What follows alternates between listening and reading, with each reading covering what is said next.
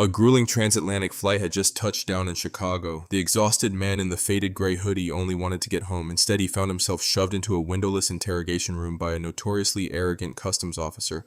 The officer thought he had caught a criminal. He had actually just detained his ultimate boss. Terminal 5 at Chicago O'Hare International Airport was a chaotic sea of exhausted travelers, screaming toddlers, and the relentless hum of rolling luggage. A recent flight from London Heathrow had just unloaded hundreds of weary passengers into the agonizingly slow labyrinth of U.S. Customs and Border Protection. Among them was Malcolm Reed. At 52, Malcolm possessed a quiet, commanding presence, though today it was buried under layers of deep fatigue. He was dressed in a way that screamed anonymity. A plain gray hooded sweatshirt, well-worn dark denim jeans, and a pair of scuffed New Balance sneakers. A simple black baseball cap was pulled low over his eyes. He didn't look like a man who held one of the most powerful positions in the United States government. He looked like an ordinary, tired, middle-aged black man who just wanted a hot shower and his own bed. Malcolm had spent the past several days in intense classified counterterrorism briefings across Europe. He had intentionally flown back commercial, traveling incognito, without his standard heavily armed security detail to avoid drawing unwanted press attention to the covert summit. His protective detail was currently idling in two black armored SUVs outside the arrivals curb, unaware of the storm brewing inside the terminal. Malcolm bypassed the massive snaking lines of regular customs and headed straight for the global entry kiosks. He slid his passport into the scanner, placed his fingers on the biometric reader, and waited for the familiar green checkmark. "Hey, you, hold it right there." The voice cut through the ambient noise of the terminal, sharp, authoritative, and dripping with unwarranted hostility. Malcolm paused and slowly turned his head. Striding toward him was CBP officer Derek Vance. Derek was a man in his late 30s with a tight buzz cut and a uniform that looked overly starched. He carried a reputation among his colleagues for being a hard liner.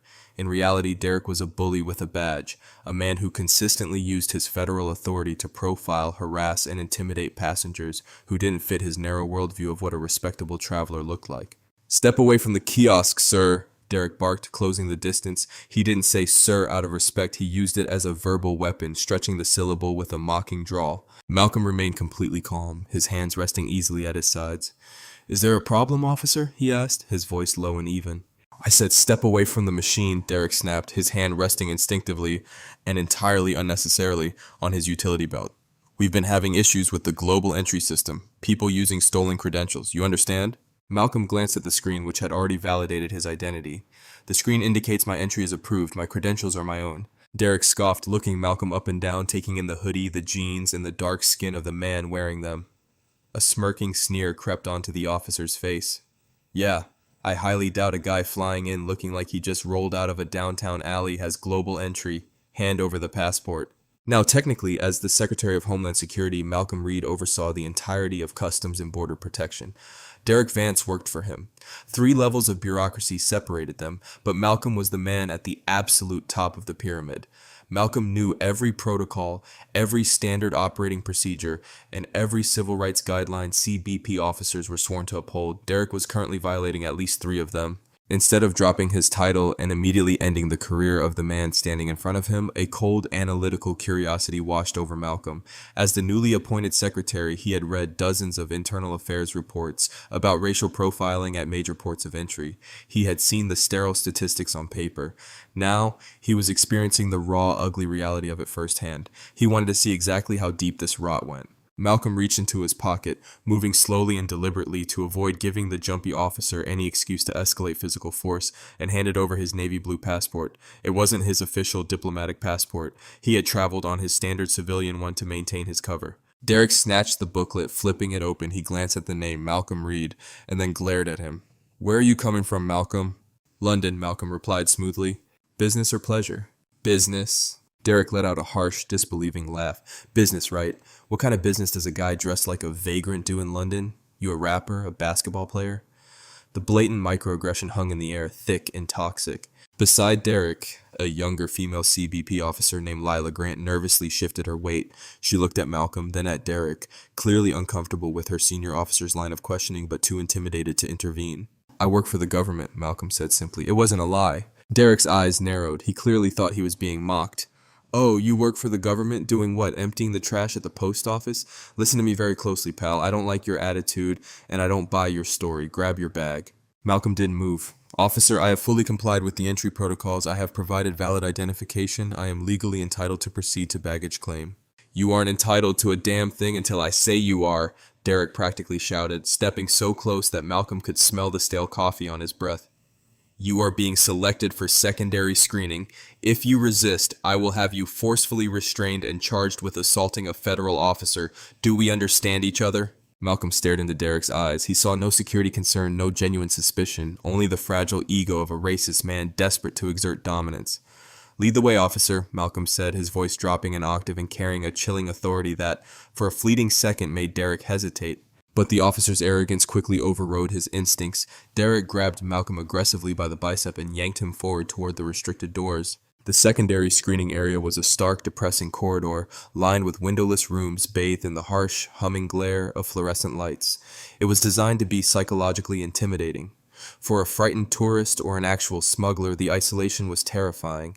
For Malcolm Reed, it was simply an extension of his own department's real estate. Derek shoved Malcolm into Interrogation Room B, a cramped space containing nothing but a metal table bolted to the floor and two heavy steel chairs. Empty your pockets, everything on the table, and put that briefcase down, Derek ordered, standing in the doorway to block any exit. Officer Grant hovered nervously in the hall behind him. Malcolm quietly complied. He placed his wallet, a set of keys, and a heavy matte black smartphone on the cold steel. Finally, he placed his carry-on luggage on the floor and set his briefcase on the table. It wasn't a standard leather satchel. It was a reinforced brushed aluminum Halliburton case fitted with a biometric lock. Inside were highly classified briefing documents from the London summit. Derek immediately reached for the phone. It was a secure, encrypted device issued by the Defense Information Systems Agency. It had no brand logo, no standard operating system, and weighed twice as much as a normal iPhone. What kind of burner phone is this? Derek muttered, turning it over in his hands. He pressed the power button, but instead of a standard lock screen, a stark, black interface appeared, demanding a complex alphanumeric decryption key. Unlock it. No, Malcolm said calmly. Derek slammed his hand on the metal table, the sound echoing sharply in the small room. Excuse me, you don't get to say no in this room, boy. Unlock the phone or I confiscate it and hold you indefinitely for obstructing a federal investigation. Malcolm didn't flinch. He leaned forward slightly, resting his hands on the table. Officer Vance, that device contains privileged, sensitive information. You do not possess the legal authority nor the security clearance to view its contents. Under the Fourth Amendment, and specifically under CBP Directive 334-0-049A regarding electronic device searches, you require reasonable suspicion of a specific customs violation to demand a password. You have none. Derek stared at him, momentarily stunned. The average traveler didn't casually cite internal customs and border protection directives. But instead of realizing he was walking into a trap, Derek's ego doubled down.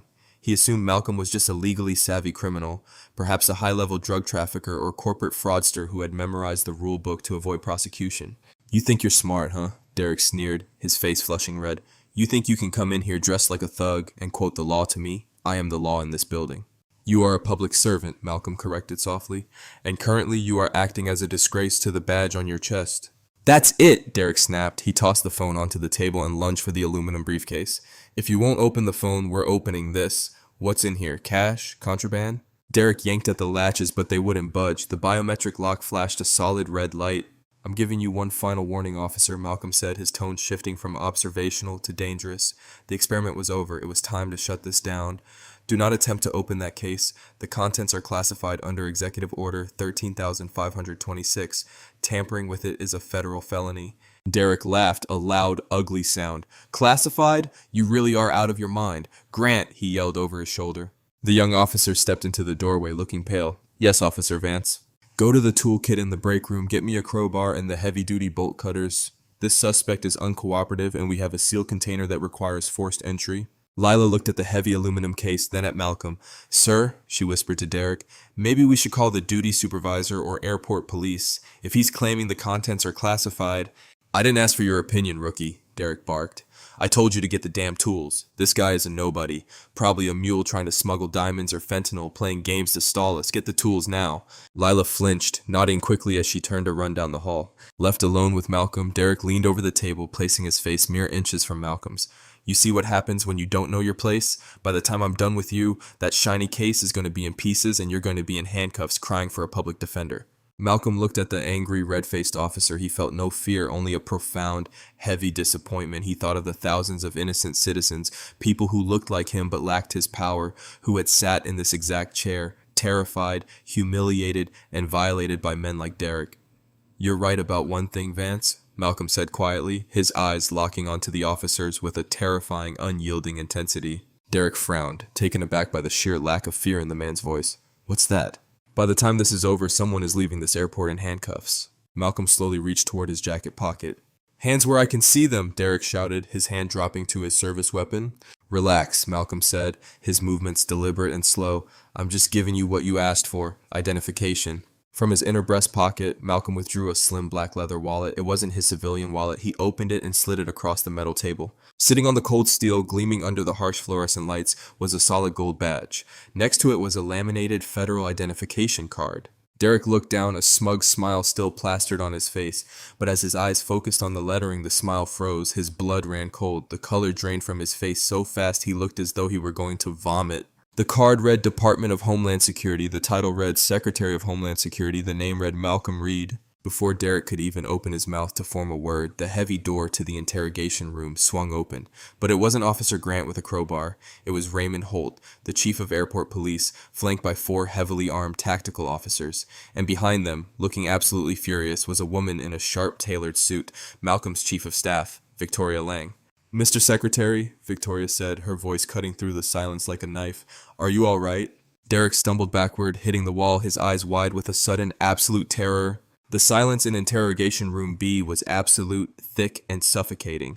The arrogant, swaggering energy that Officer Derek Vance had weaponized just moments ago evaporated, replaced by the raw, trembling terror of a man who realized he had just driven his career, and potentially his life, off a cliff. Derek's eyes darted frantically from the solid gold badge on the table to the furious face of Victoria Lang, then to the heavily armed tactical officers blocking the exit. Finally, his gaze landed back on the man sitting calmly in the steel chair, the man in the scuffed sneakers, the Secretary of Homeland Security. "Sir? Mr. Secretary?" Derek stammered, his voice cracking into a high-pitched, reedy wheeze. His knees actually buckled slightly, forcing him to lean against the cinder block wall to stay upright.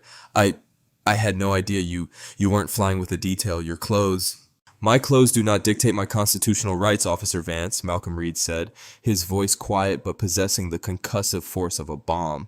He did not raise his voice. He didn't need to. The entire room hung on his every syllable. Victoria Lang stepped forward, her heels clicking sharply on the linoleum floor. "We lost your encrypted tracker signal when you brought him into this lead-line bunker, sir. The Secret Service detail outside was moments away from breaching the glass at Terminal 5. Are you unharmed?" "I'm physically fine, Victoria," Malcolm replied, finally standing up. He casually slipped the gold badge back into his leather wallet. "Though I cannot say the same for the integrity of this port of entry." Chief of Airport Police Raymond Holt, a seasoned law enforcement veteran with a graying mustache, glared at Derek with pure disgust. "Mr. Secretary, my men and I are at your disposal. Give the word and I'll have this badge-heavy fool thrown in a holding cell." "Please, sir, please," Derek begged, holding his hands up in a supplicating gesture, his face slick with sudden sweat.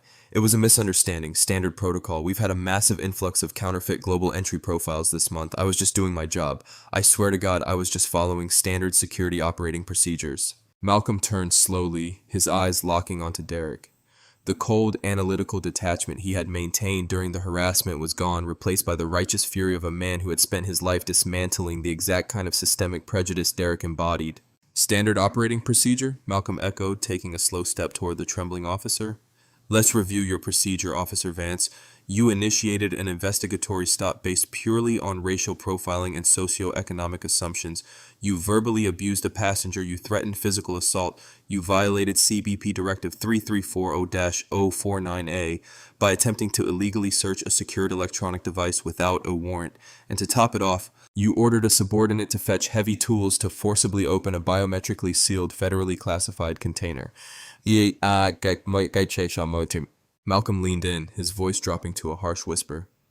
"If I were a normal citizen, my phone would be shattered, my privacy violated, and I would likely be sitting in a local jail right now on fabricated charges of resisting an officer. How many times have you done this, Derek? How many innocent people who didn't have the power to fight back have you terrified in this exact room?" Before Derek could formulate another pathetic excuse, rapid footsteps echoed down the hallway. Officer Lila Grant burst through the door, out of breath, carrying a red steel crowbar and a pair of heavy-duty bolt cutters. "I got them, Officer Vance. The supervisor wasn't looking, so I—" Lila stopped dead in her tracks. She took in the tactical officers, the furious chief of police, the sharp-suited chief of staff, and the man in the hoodie who was currently dominating the room with his mere presence. The heavy bolt cutter slipped from her grasp and clattered loudly onto the floor. Malcolm looked at the young woman, then pointed at the dropped tools. "Officer Grant, is it—" Yes, sir," she squeaked, her eyes wide with panic. "Did Officer Vance order you to retrieve those tools to forcibly open this aluminum case?" Malcolm asked. "Yes, sir, he did," Lila admitted, her voice trembling.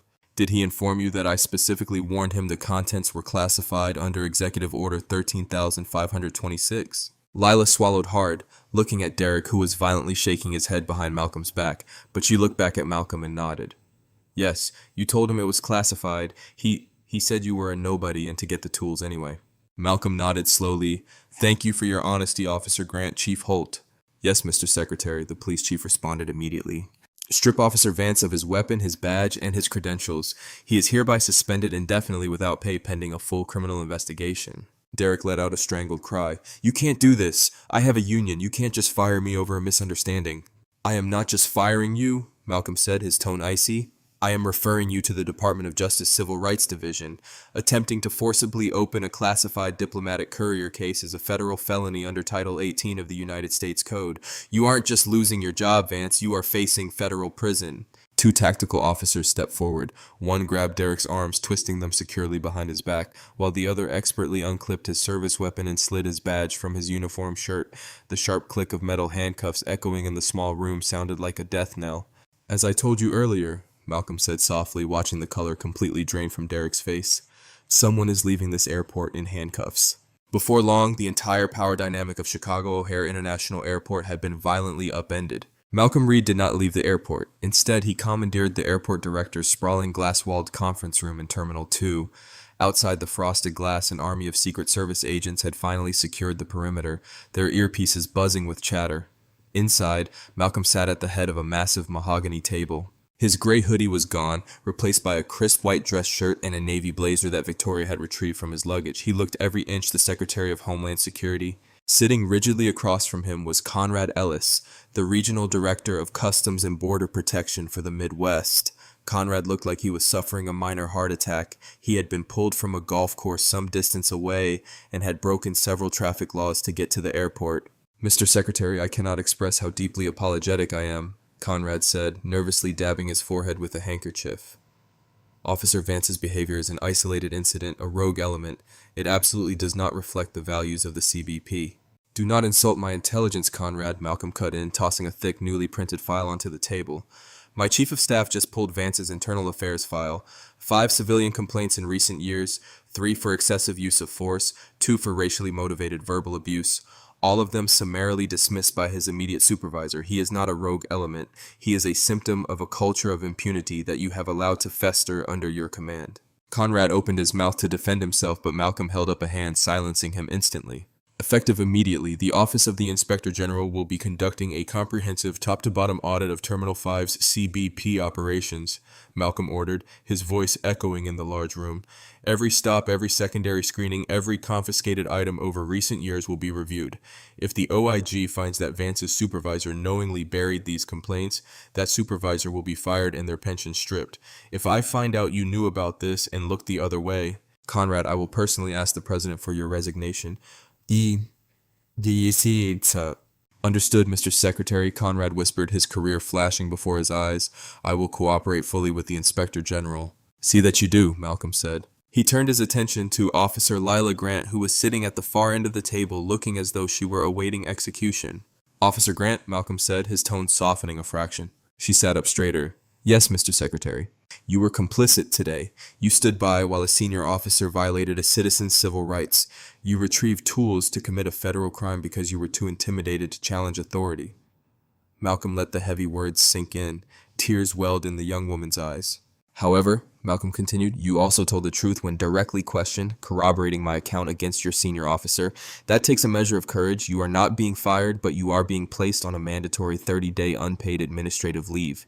During that time, I suggest you think very carefully about the oath you swore to the Constitution and whether you have the moral fortitude to wear that uniform. Authority without accountability is just tyranny. If you come back as an officer who protects the public, not one who enables bullies. Do we have an understanding? Yes, sir.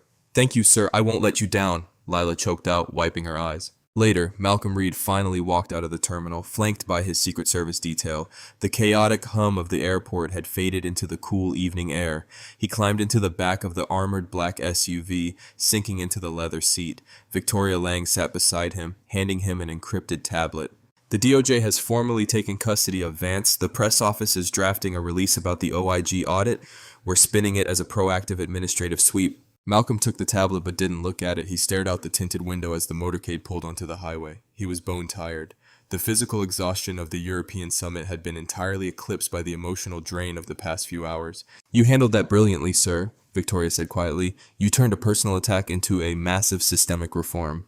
I shouldn't have had to, Malcolm murmured, rubbing his temples. I'm the Secretary of Homeland Security, Victoria, and it took me flashing a solid gold badge to stop a man from treating me like a criminal simply because of the color of my skin and the clothes on my back.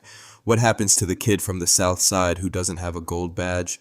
What happens to the tired immigrant who doesn't know the exact phrasing of CBP Directive 3340-049A? Victoria remained silent, knowing there was no comforting answer to that question. We did good work today, Malcolm finally said, his jaw setting with renewed determination. But the fact that Vance felt comfortable acting that way in the open, it means we have a long way to go.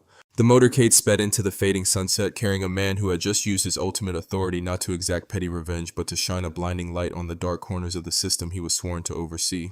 Derek Vance thought he was catching a nobody. Instead, he caught a hurricane, and the storm was just beginning to clean house. Thank you for watching this shocking, true-to-life story of power, prejudice, and ultimate justice. If Malcolm's handling of the situation inspired you, please hit that like button and share this video with your friends to spread the message that no one is above the law. Don't forget to subscribe to our channel and ring the notification bell for more incredible, dramatic stories of undercover bosses and real-life justice. Drop a comment below. What would you have done?